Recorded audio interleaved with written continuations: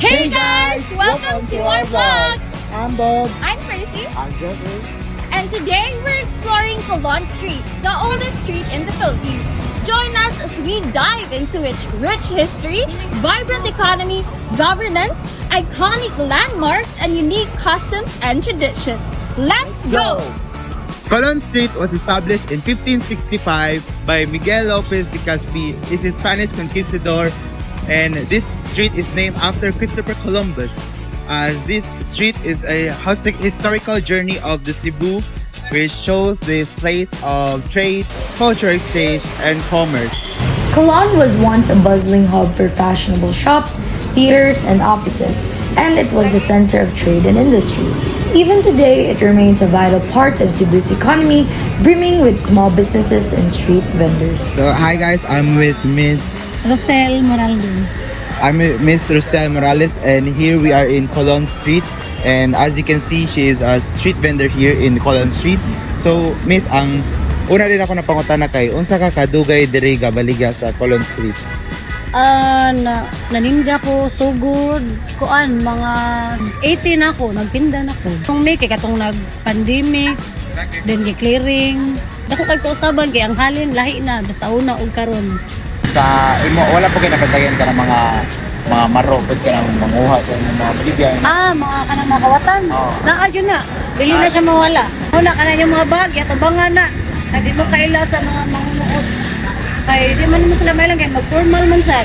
Dili sila feeling. Wala, bisan kami kawatan naglingi wa na wagtang. Okay. So, mga to guys, nakita na nato dire mga issues o challenges na ato nakita dire sa tigbaligya sa Colon Street o mga kausaban po sa mga niaging na mga tuig. Colon Obliques, erected in 1915. The obliques commemorates the establishment of Colon Street and honor its historic significance. The four-sided structure is adorned with flags that narrates the story of Colon Street, highlighting its importance as a commercial and cultural hub throughout Cebu's history. How about let's visit another gem here? Museo Parian sa Sugbo. Another historical gem here in Cebu City is the Museo Parian de Sugbo, also known as the 1730 Jesuit House, located here in Zulueta Street, Parian, Cebu City.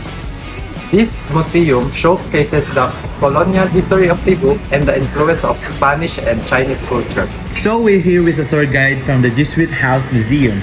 So may I ask your name first, sir? I'm Rave Axel Fabria, and I'm the tour guide / museum staff there is a Jesuit House. Okay. We only have one question, Sir Axel, and the question would be, can you tell us more about the significance of the place? Well, it's one question, but the answer is quite long. But for me, the significance of the museum is really how it shows lifestyle, basically here in Cebu during the Spanish period. The thing is, the museum, the full name of the museum is Museo Parian sa Sugbo, the 1730 Jesuit House. 1730 because that was the year when the house was completed. And I think we are the oldest dated house in the Philippines. There are no other houses that has a time stamp of when the house was completed. So it shows us how the house was built, the construction, the design, and also tells us how people lived basically back in the day. So the museum is the old Jesuit residence, ang katong mga karaan nga pare, Jesuit nga pare diri sa Cebu, diri nagpuyo. And also tells us nga asa sila dapit nagpuyo, which is Parian, the Chinese district, so they catered to the Chinese community. And more into the passing of the house from the Jesuits to the Spanish family Alvarez that lived here to the Chinese family that owns the museum today. Also the transition of Cebuanos through the years. So for me, mauna siya ang significance ani nga balay. Well, we heard from the expert, this place really offered us a glimpse of our colonial history and cultural heritage. Speaking of heritage, This is the Heritage of Cebu Monument, a powerful symbol of the city's rich history. Created by renowned artist Eduardo Castrillo, It depicts significant events from Cebu's past, from the Spanish colonial era to the recent beatification of Pedro Calungsod. Cebu's customs and traditions are deeply rooted in its history. Festivals like Sinulog celebrate the city's cultural and religious heritage, bringing together locals and visitors in vibrant displays of dance, music, and devotion. Maayong hapon sa tanan karon kinami diri sa Colon Street na pod nangita na po may bago na pangutanan na si Tatay Lando. Si Tatay Lando. So si Tatay Lando kay mamaligya og stamp. So mangutana ko tayo na pila na kakatuig diri gabaligya sa Colon. 40 na. Mga 40 years. So usa ka mga tuig kagasugod. 70s mo to. So dugay-dugay na dugay diri tay.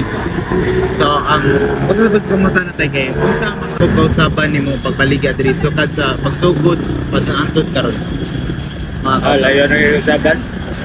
Na personang usok na pong halin mo. Kusog panghalin kay sa Wala po tayo Taiwanese. Karoon na po Taiwanese. listen na kita halin mo sa Taiwanese. Sa unsa ba na kanang Taiwanese tay? Ha? Unsa rin na Taiwanese na sila store direct? Oo. Ito, ano. So asa sa ana tay kay wala ra po ka kanalay na kanang problema na tubang diri. Wala man. Okay, so salamat kayo taya. Oo. So, para ito guys, nadungog ko na to ang iyang mga kalisod o sa mga kausaban pag niagi to eh. Despite the challenges, Colon Street remains a vital part of Cebu's identity. By visiting and supporting these local businesses, we can help preserve the history and culture of this iconic street. We're almost nearing at the end of our vlog, but with that in mind, let's go grab some food.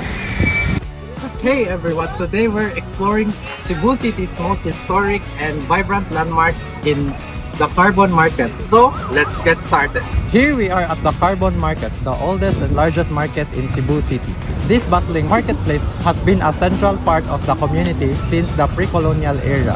The name of the Carbon Market came from the word carbon, Spanish for coal, since the area was said to be close to a coal depot used for the trains of the old Cebu Railway that ran in Cebu from the 19th century up until the World War II. Back in the day, this market was the hub where people gathered, exchanged goods, and shared stores. It's been a crucial part of the Cebu's economy for centuries, reflecting the city's rich cultural heritage. Okay everyone, so we're here in one of the food stalls here in Carbon Market. So we're going to interview one of the entrepreneurs here in this food stall. Okay, ma'am, ngayong gabi, ma'am, pwede ko makapangayot yung ngalan? Ayos, I'm Lizelle Gabinte. Unsay pangalan sa inyong negosyo, ma'am, or food stall? Airbags sa Cebu.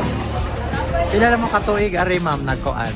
Dili sa Badabarabs, kay 1 year na siya. Ano kaniman nga klase nga negosyo inyong gipili, ma'am, sa Carbon? Kato nga time is, naisipan na namo kay mura siyang tatok gani sa murag trend siya sa panahon ba. So, among gitrayan. So, we have heard it right from one of the entrepreneurs here in the Carbon Market food stall. From fresh fruits to local crops, the Carbon Market offers a wide range of goods. It's more than just a place to shop, it's a living piece here in Cebu's history. Locals come here daily to get their fresh fruits, vegetables, and other essentials. And that's it for our vlog on Colon Street. We hope you enjoyed this historic and vibrant part of Cebu with us. Don't forget to like, Comment and subscribe. for more travel adventures. Hanggang sa sunod nga higayon. Salamat!